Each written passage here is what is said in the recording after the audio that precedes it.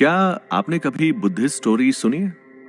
मेरा नाम विवेक है और मैं कुछ दिन पहले अरुणाचल प्रदेश के तवांग की एक मोनेस्ट्री में आया था, जो कि भारत की और दुनिया की दूसरे नंबर पर सबसे बड़ी मोनेस्ट्री मानी जाती है। अब ये सुनकर आप समझ ही गए होंगे कि कितना अलग एक्सपीरियंस और कितना कुछ यूनिक मुझे यहाँ जानने को मिला होगा। यहाँ जो सबसे खास मुझे लगा वो है यहाँ के मंक्स और उनकी बुद्धिस्ट स्टोरीज।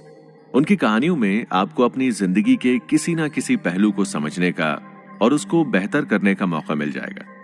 या इसे ऐसे भी कहा जा सकता है कि लाइफ की हर प्रॉब्लम का सलूशन हमें इन बुद्धिस्ट स्टोरीज में मिल सकता है, फिर चाहे वो प्रॉब्लम किसी भी युग, काल या समय की ही हो। क्या क्या क्या क्या कहा?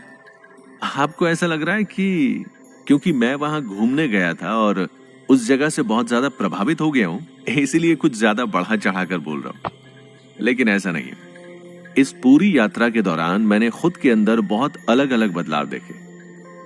जो मैं मोनेस्ट्री में आने से पहले था, शायद अब वो नहीं रहा।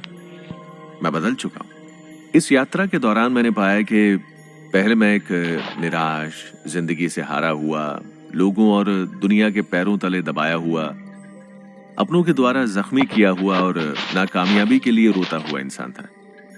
लेकिन अब इस यात्रा ने और बुद्धिस्ट विचारों ने मुझे जिंदगी में आने वाली हर परेशानी से लड़ना सिखाया और कामयाब होने का मंत्र बताया। मैंने सीखा कि कुछ आसान उपायों को करने से ही हम सब कामयाबी के शिखर पर पहुंच सकते हैं, अच्छा इंसान बन सकते हैं और जिंदगी में जो भी बनना चाहें वो बन सकते हैं, जैसे कि सबसे शक्तिशाली, बुद्धिमान, कामयाब और अमीर भी। और आपको मेरी इन बातों पर पूरी तरह से यकीन भी होने वाला है जब आप भी मेरी इस बुद्धिस्ट यात्रा का हिस्सा बन जाएंगे।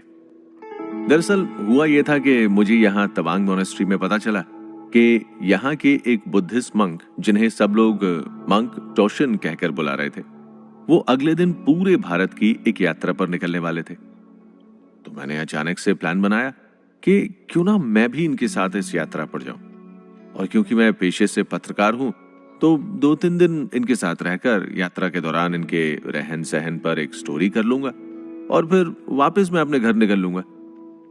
लेकिन यात्रा शुरू होने के बाद से जो भी लोग मंक टोशिन जी को मिलते गए, वो उनको बुद्धिस्ट स्टोरीज सुनाकर उनकी प्रॉब्लम्स का सलूशन बताने लगे और फिर मैंने भी उनके साथ अपनी ये यात्रा अंत तक चलते रहने दी। तो चलिए अब आप भी जान लीजिए इन बुद्धिस्ट स्टोरीज के जरिए लाइफ की हर समस्या का हल और ले आइए अपनी लाइफ में एक बहुत बड़ा बदलाव। दोस्तों, नेक्स्ट एपिसोड में हम जानेंगे कि कैसे कुछ आसान से उपायों से ही हम सफलता हासिल कर सकते हैं और हमें कैसे अपने एम के लिए फोकस्ड रहना है, और साथ ही जानेंगे कि टेंशन लेने का असली कारण क्या है और किस तरह